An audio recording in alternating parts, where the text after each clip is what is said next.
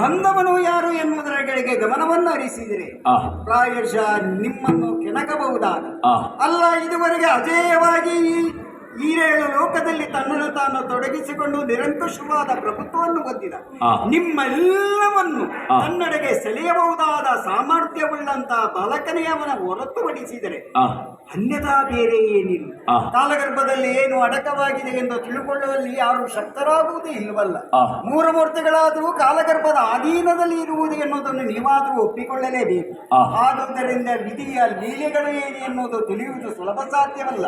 ಅದರೊಳಗೆ ಈ ಬಾಲಕನು ಅಡಕವಾಗಿದ್ದಾನೆ, ಸುಲಭ ಸಾಧ್ಯ ಅಲ್ವಾ ಅಂತ ಹಾಡುತ್ತಾ ಇದ್ದೇನೆ ನಾನು. ರಮಣಿ, ಏನು ಶಿವನನ್ನು ತಪಸ್ಸಿನಲ್ಲಿ ಮೆಚ್ಚಿಸಿದೆ.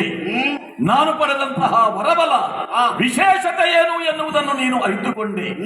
ಆದರೂ ಕೂಡ ಇವನ ಬಗ್ಗೆ ನಿನಗೆ ಸಂದೇಹ. ಹರಿಯೇ ನನ್ನ ಜೊತೆಯಲ್ಲಿ ಕಾದಾಡುವುದಕ್ಕೆ ಬಂದಾಗ ನನ್ನನ್ನು ತಡೆಯದೇ ಇದ್ದಂತಹ ನೀನು ಈ ಬಾಲಕ ಬಂದಾಗ ತಡೆಯುತ್ತಾ ಇದ್ದೀಯಲ್ಲ, ಏನೇ ಅವನಲ್ಲಿ ಅಂತ ವಿಶೇಷ ಕಾರಣ ಉಂಟು. ಏನೇನೆಂಬೇನಾ? ಏನನೆಂಬೆ ಪ್ರಾಣಕಾಂತ ಕ್ಷೋಣಿ ನಿಯಮವನ್ನು ಮೀರಿ ಪ್ರಾಣಿ ಪುಟ್ಟಿ ಬಂದ ಹರಿಯ ಜಾಣತನವಿದು. ಏನೇನು? ಪ್ರಾಣಿ ಪುಟ್ಟಿ ಬಂದ ಹರಿಯ ಜಾಣತನವಿದು. ಏನನೆಂಬೆ ನಾನು ಅಜೇಯ, ನನಗೆ ಮರಣ ಇಲ್ಲ. ಸರಿ, ಆದರೆ ಮರಣವನ್ನು ಕೊಡಿಸಬಹುದಾದ ಸಾಮರ್ಥ್ಯ ಶ್ರೀಮನ್ನಾರಾಯಣನಿದೆ ಎಂಬುದನ್ನು ಯಾವ ಕಾಲಕ್ಕೂ ಮರೆಯಕೂಡದು. ಆ ನಾರಾಯಣನೇ ನನ್ನಲ್ಲಿ ನಿಜ ರೂಪದಲ್ಲಿ ಬಂದು ಕಾದು ಓಡಿ ಹೋಗಿದ್ದಾನಲ್ಲ. ಕೇವಲ ನಿಜ ರೂಪದಲ್ಲಿ ಬಂದವಾಗ ನಿಮ್ಮನ್ನು ಸೋತೆ ಎಂಬ ನಟನೆಯನ್ನು ಮಾಡಿರಬಹುದಲ್ಲ. ಕಾರಣ ಅಂತೇನೆ ನಾನು. ಹಾಗಿದ್ರೆ ನಿನಗೆ ಸಂದೇಹ ಅಲ್ಲ, ಪರಿಪೂರ್ಣವಾಗಿ ಅದರ ಚಿತ್ರಣ ಸಿಕ್ಕಿದರ ದೆಸೆಯಿಂದಲಾಗಿ ನಿಮ್ಮ ಮುಂದೆಯಲ್ಲಿ ಇಷ್ಟು ಧೈರ್ಯದಿಂದ ನಾ ಮಾತಾಡುತ್ತಾ ಇದ್ದೆ.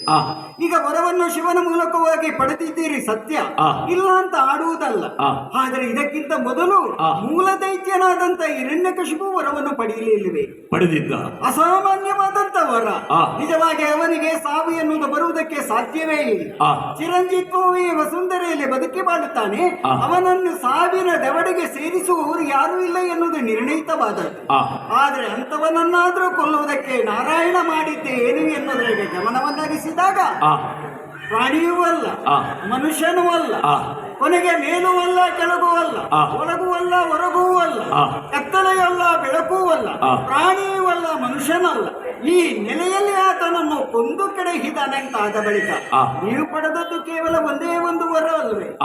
ವರಕ್ಕೆ ಪ್ರತಿಯಾಗಿ ಶಿವನ ಆಡಿದ್ದೇನೆ.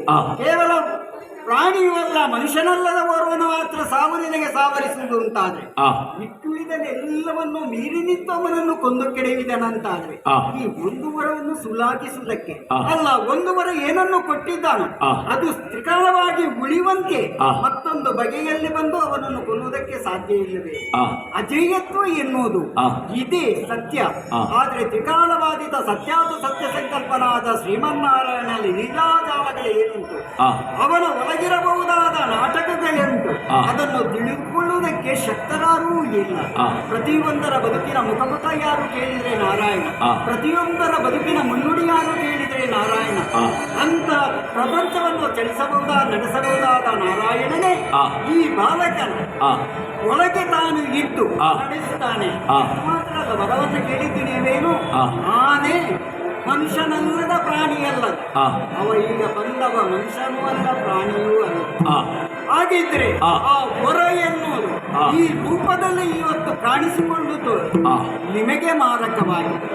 ಯಾವಾಗ ಸಾವು ತಂಗಿಯ ಬರ್ತದೆ ಅಂತ ಹೇಳುವಾಗ ಅಲ್ಲ, ಶತ್ರುವೊಬ್ಬನು ಪ್ರಬಲನಾಗಿದ್ದಾನೆ ಅಂತ ಮನ ಕಂಡ ಕಾಲಕ್ಕೆ ಮುಂದುವರಿಯುವುದು ಸರಿಯಲ್ಲ. ಆದುದರಿಂದ ಅನ್ನುತ್ತಾ ಇದ್ದೇನೆ, ಈ ಛಲ ಬೇಡ, ಆತನನ್ನು ಗೆಲ್ಲುತ್ತೇನೆ, ಗೆಲ್ಲುವುದರ ಮೂಲಕವಾಗಿ ಅಮರತ್ವವನ್ನು ತಾನು ಉಳಿಸಿಕೊಳ್ಳುತ್ತೇನೆ. ಈ ಭಾವದಿಂದ ಮುಂದುವರಿದಂತಾದ್ರೆ ಕೇಡಾಗುತ್ತದೆ. ಅಸುರ ಕುಲದ ಏಳಿಗೆಗಾಗಿ ಶ್ರಮಿಸಿದ್ದು ನೀವು ಸಾಮಾನ್ಯವೇನೂ ಅಲ್ಲವಲ್ಲ. ಎತ್ತಲೋ ಸಾಗಿ ಹೋದ ಅಸುರ ಕುಲವನ್ನೆಲ್ಲರನ್ನು ಒಗ್ಗುಗೂಡಿಸಿ ಇವತ್ತು ಅಸುರರಿಗೆ ದಾತಾರರಾಗಿ ನಿಂತಿದ್ದೀರಿ. ಆ ಎಲ್ಲವನ್ನು ಮಾಡಿ ಕೊನೆಗೆ ಎಲ್ಲವನ್ನು ಕಳಕೊಳ್ಳುತ್ತೀರ. ಆ ಯಾರ ಸಂತಸವನ್ನು ಕಾಡಬೇಕು ಅಂತ ಎಷ್ಟು ನೀವು ಪರಿಶ್ರಮವನ್ನು ಹೊಂದಿದ್ರು, ಆ. ಇವತ್ತೆಲ್ಲರನ್ನು ಸಾವಿನ ದವಡೆಗೆ ಸಲ್ಲುವುದು ಎಷ್ಟರ ಮಟ್ಟಿಗೆ ಸಾಧುವಾಗುತ್ತದೆ. ಆ. ಅದೇ ಅನ್ನುತ್ತಿದ್ದೇನೆ ಆ. ಸಿದ್ದೇಶ್ವರ, ಆ. ಇದು ಆ. ಮೊಲಕಾಲ ಗುರಿದ್ದೇನೆ, ಆ. ಸೆರಗನ್ನು ಒಟ್ಟಿದ್ದೇನೆ, ಆ ಸಾಧು ಅಲ್ಲ.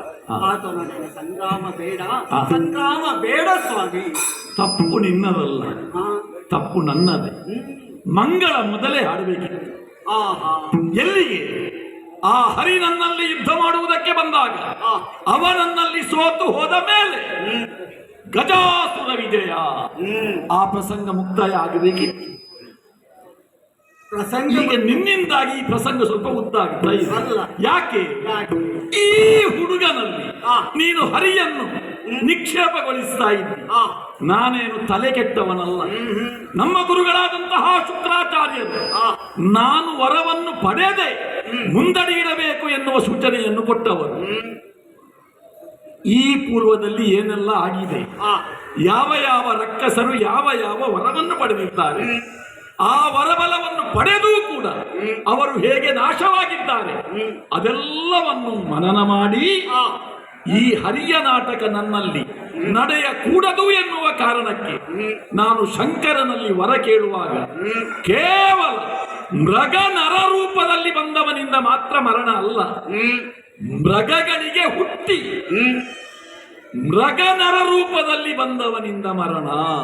ಆಹಾ. ಈಗ ನೀನು ಹೇಳಿದಂತಹ ಹರಿಯ ಹಿರಣ್ಯಾಕ್ಷ ವಧೆಗಾಗಿ ಬಂದ ವರಾಹನು, ಹಿರಣ್ಯಕಶಿಪುವನ್ನು ಕೊಂದ ನರಸಿಂಹನು, ಅವ ಯಾವ ಮೃಗದ ಹೊಟ್ಟೆಯಲ್ಲಿ ಹುಟ್ಟಿ ಬಂದವನಲ್ಲ, ಹುಟ್ಟಿ ಬರುವವನಲ್ಲ.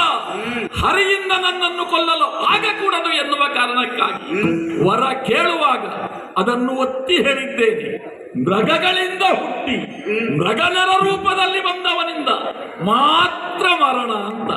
ಈಗ ಆದದ್ದು ಈ ಬಾಲಕ ಕೂಡದೆ 2 ಆನೆಗಳ ಮೈಥುನದಿಂದ ಜನ್ಮವನ್ನು ತಳೆದು ಬಂದವನಿದ್ದಾನೆ. ನಿನಗೇನೋ ಕನಸು ಬಿದ್ದಿರಬೇಕು. ಕೆಟ್ಟವಳೆ, ನೀನು ನನ್ನ ಶ್ರೇಯೋಭಿವೃದ್ಧಿಯನ್ನು ಬಯಸುವಳು ಅಂತ ತಿಳಿದ್ರೆ ನಿನ್ನ ಕಲ್ಪನೆಯಲ್ಲಿ ಏನೇನೋ ಹೇಳ್ತಾ ಇದ್ದ. ಹಾಗಾದ್ರೆ ಮನ್ನಣೆ ಇಲ್ವೇ? ನಾನು ಒಳ್ಳೆಯ ಕೆಲಸಕ್ಕೆ ಹೊರಟದ್ದು. ಒಳ್ಳೆಯ ಕೆಲಸ ಅಂತ ಹೇಳಿದ್ರೆ ಆ. ಇನ್ನು ನನಗೆ ಶತ್ರುಗಳೇ ಇಲ್ಲ ಅಂತ ಹೇಳಿ ಆ ಬಾಲಕನನ್ನು ಕೊಂದು ಬರ್ತೇನೆ. ಮತ್ತೆ ನಿನ್ನನ್ನು ಸ್ವಲ್ಪ ನೋಡಬೇಕು ನನಗೆ. ಆಗಬಹುದು ನಿಮ್ಮ ಇಚ್ಛೆ. ನೋಡು ನನ್ನ ಪರಾಕ್ರಮವನ್ನು. ಹೊರಟಿದ್ದೇನೆ.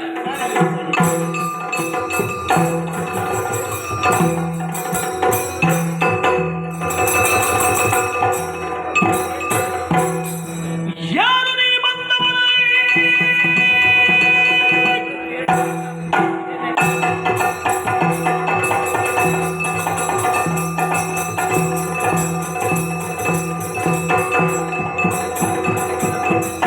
ಯಾರು ನೀ ಬಂದವನು? ಮೂರನರು ಗೆಲಗೀಗ ಈ ರೀತಿ ಪದವೇಷದಿಂದ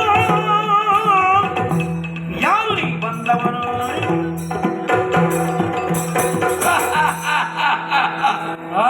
ಬಾಲಕ ಗಜಾಸುರನನ್ನು ಎದುರಿಸುವುದಕ್ಕಾಗಿ